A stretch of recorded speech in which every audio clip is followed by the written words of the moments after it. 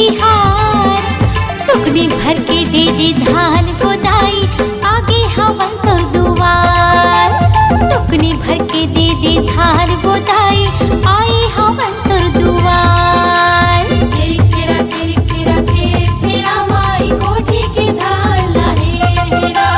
छिरिक छिरा छिरिक छिरा छिर छिरा माई कोठी के धार लाहे हेरा।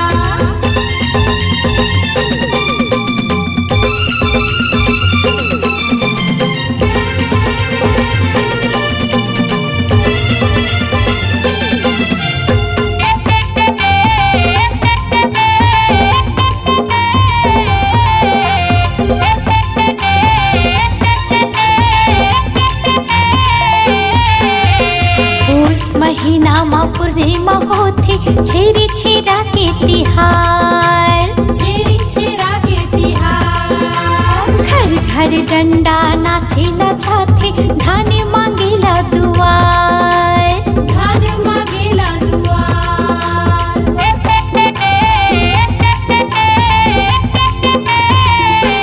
हाँ, पूस महीना माँ पूर्णिमा होती, छेरी छेरा के तिहार।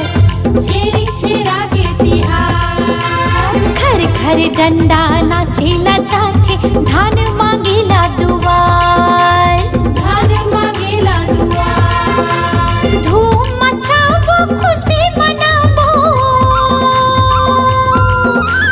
धान मांगेला घर घर जाबो, मन मचाए खुशी के बहार। आगे छेरी छेरा के तिहार। टुकनी भर के दे दे धान गोदाई, आए हवन तोर दुआर।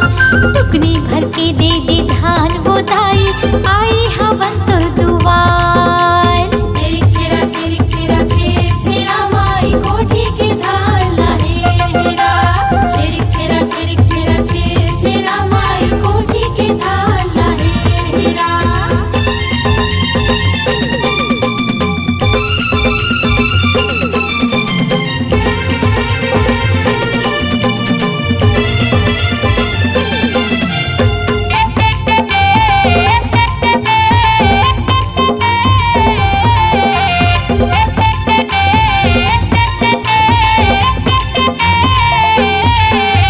दाल भजिया बड़ा सोहारी बनाई, मुठिया रोटी बड़ सुहाए ना। मुठिया रोटी बड़ सुहाए ना। साकम भरी दाई के पूजा ले, सबों के दुख मिट जाए ना। सबों के दुख मिट जाए ना।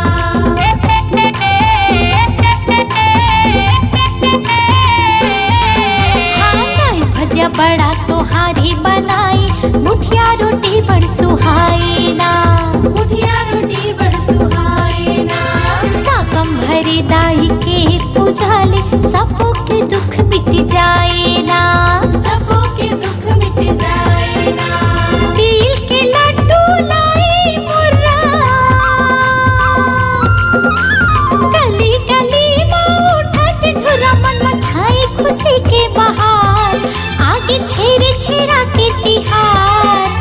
टुकनी भर के दे दे धान गोदाई, आए हवन तोर दुआर। टुकनी भर के दे दे धान उदाई, आए हवन तोर द्वार। अनिंदी भैया छत्तीसगढ़िया, हमारे हवन जी सब बोले बढ़िया। अनिंदी भैया छत्तीसगढ़िया, हमारे हवन जी सब बोले बढ़िया। मन मचाए खुशी के बहार, आगे छेरी छेरा के तिहार। टुकनी भर के दे दे धान